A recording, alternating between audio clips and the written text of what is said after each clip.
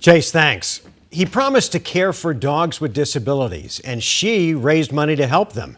But instead, she tortured dozens of those pups. On Thursday, she was sentenced to prison. Our Craig Harris was at the emotional hearing.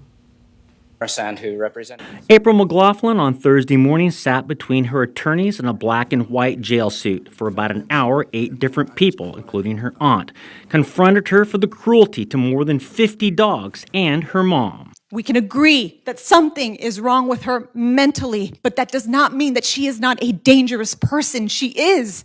She's a dangerous woman. That was one of the victims who addressed the judge. The case gained widespread notoriety in 2023. That's when McLaughlin was accused of neglecting and mistreating dozens of dogs in her small 900-square-foot home.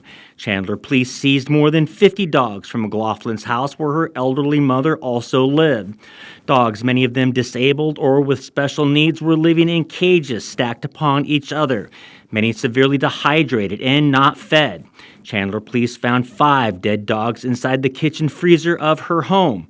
This is Ruthie Jesus, the field operations manager for the Arizona Humane Society. In my career, this case is poignant for me as the worst medical condition seizure that we've ever experienced as an organization.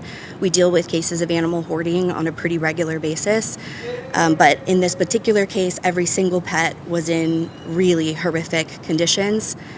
Hi, buddy. Victims came from Texas and California. One of them was Catherine Sermano. I want her behind bars because what she did was completely wrong and unethical, not just to animals, but to her own mother, too.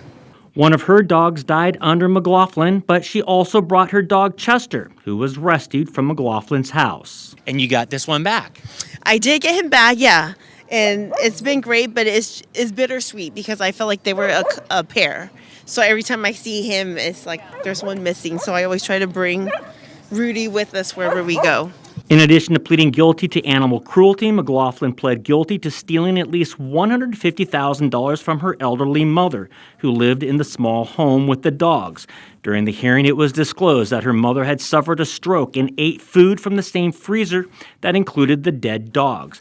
Superior Court Judge Jeffrey Reuter sentenced McLaughlin to 3.5 years in prison for stealing from her mother and 2 years in prison for animal cruelty. The judge ordered the sentences to run concurrently or at the same time. Because of time served in county jail, she will likely serve another 2 years in prison.